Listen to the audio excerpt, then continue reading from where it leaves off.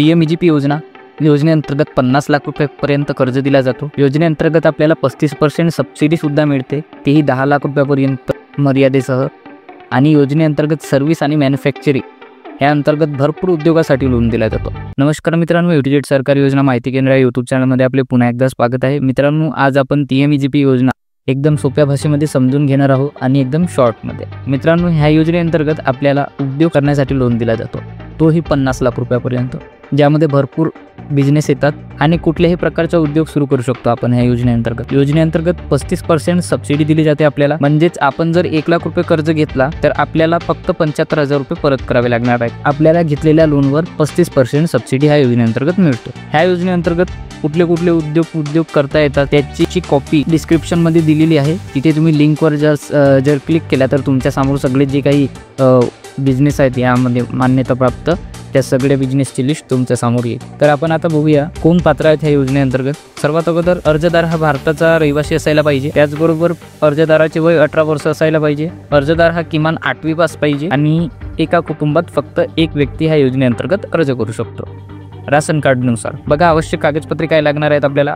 आधार card लागणार आहे, pan card, election card, caste certificate, passport, education certificate, महत्त्वाचा मध्ये project report, population certificate, NOC एवढे डॉक्युमेंट्स आपल्याला ह्या योजनेअंतर्गत अर्ज करण्यासाठी लागणार आहे। जर योजनेमध्ये स्वतःची गुंतवणूक कशा प्रकारे असते, किती असते हे जर समजायचं असेल तर बघा, स्क्रीनवर दाखवल्याप्रमाणे तुमचा स्वतःचा हिस्सा तुम्हाला, जर समजा आपण 1 लाख रुपयाचा जर उदाहरण घेतला, आपण 1 लाख रुपये अर्ज करत आहोत 1 लाख रुपयासाठी, तर स्वतःचा हिस्सा तुम्हाला तिथे 5% द्यावा लागेल।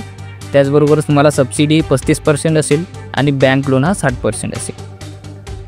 तुम्हाला स्क्रीनवर दाखवल्याप्रमाणे एकदम सोप्या भाषेमध्ये ह्या प्रकारे लोनचे सायकल असते, सबसिडीची आणि स्वतःच्या गुंतवणुकीची आणि बँक फायनान्सची। त्यानंतर लोन पास होण्याची प्रक्रिया आपण समजून घेऊया। लोन अप्लिकेशन केला की मग ते आपण जे अप्लिकेशन करताना आपल्याला एजन्सी सिलेक्ट करावी लागते। ग्रामीण भागासाठी KVIC आहे, KVIB आहे आणि शहरी भागासाठी DIC आहे। तर ह्या 3 एजन्सी आहेत। आपण जसं अप्लिकेशन केला की सर्वात अगोदर आपला अप्लिकेशन हा एजन्सीकडे जातो। एजन्सीमध्ये ते स्क्रुटनी केली जाते, चेक केला जातो की आपला प्रोजेक्ट रिपोर्ट बरोबर आहे का, आपण दिलेली इन्फॉर्मेशन बरोबर आहे का, आणि सगळं व्यवस्थित असला तर तुम्हाला तिथून फोन येतो। आणि जर चुकी जरी असली तरी तिथून तुम्हाला फोन येतो एजन्सीमधून आणि तुम्हाला ती चुकी दुरुस्त करण्यासाठी किंवा बँकला फॉरवर्ड करण्यासाठी तुम्हाला एजन्सीमध्ये बोलवला जातो, DIC किंवा KVIC ऑफिसमध्ये। आणि मग एजन्सीमधून जर आपला ॲप्लिकेशन प्रॉपर आहे आणि त्याच्यामध्ये काही चुका जर नाही निघाल्या तर ते आपल्याला बँकमध्ये फॉरवर्ड केला जातो, एजन्सीमार्फत बँकेला फॉरवर्ड केला जातो। बँकेला फॉरवर्ड झाल्यानंतर बँक सुद्धा एकदा पूर्ण तुमची फाईल चेक करतो। दिलेल्या नंबरवर किंवा ईमेलवर तुम्हाला मेल येतो की तुम्हाला बँकेमध्ये बोलवण्यात आलेला आहे म्हणून। आणि जर तुम्हाला माहिती झालं की एजन्सीमधून आपला जो फाईल आहे तो बँकेला ट्रान्सफर झालेला आहे तर तुम्ही स्वतः जाऊन देखील तिथे बँकेमध्ये भेटू शकता आणि त्यांना विचारू शकता की आम्ही या योजनेअंतर्गत अर्ज केलेला आहे, ते फाईल तुमच्याकडे फॉरवर्ड झालेली आहे। तर सर्वात उत्तम हाच उपाय असतो की तुम्ही एजन्सीमार्फत जर तुम्हाला माहीत चाललं की आमचा फाईल हा बँकेला फॉरवर्ड झालेला आहे, किंवा तुम्ही लॉग इन जर केला तिथे या पोर्टलवर आणि लॉग इनमध्ये तुम्हाला स्टेटसमध्ये दाखवेल की फॉरवर्डेड टू बँक म्हणून, तर त्यावेळी तुम्हाला बँकेमध्ये जाऊन त्यांना सांगायचं आहे आणि भेट द्यायची आहे बँक मॅनेजरला। आणि हे सगळी प्रोसेस करताना तुम्हाला 2 ते 3 महिने ह्या योजनेअंतर्गत अर्ज पास होण्यासाठी लागतात, सगळी प्रोसेस होण्यासाठी। अर्ज करण्याची पद्धत एकदम सोपी आहे। जर तुम्हाला योजनेअंतर्गत अर्ज करायचा असेल तर लगेच करा, कारण मार्चच्या मंथमध्ये बँकला टार्गेट असतात आणि त्यामध्ये तुम्हाला 90% चान्सेस असतात की तुमची फाईल हे पास होईल। ह्या योजनेअंतर्गत तुम्हाला अर्ज करायचा असेल तर सर्वात महत्त्वाचा असतो प्रोजेक्ट रिपोर्ट। आणि प्रोजेक्ट रिपोर्ट जर तुम्हाला तयार करायचा असेल त्याचा व्हिडिओच्या डिस्क्रिप्शनमध्ये लिंक सुद्धा दिलेली आहे आणि आमच्या मार्फत सुद्धा तुम्ही प्रोजेक्ट रिपोर्ट तयार करू शकता। आम्ही 300 रुपयापासून तर आमचे 1200 रुपयापर्यंत पॅकेज असतात, ज्याच्यामध्ये तुम्हाला वेगवेगळ्या सर्व्हिस दिल्या जातात योजनेअंतर्गत।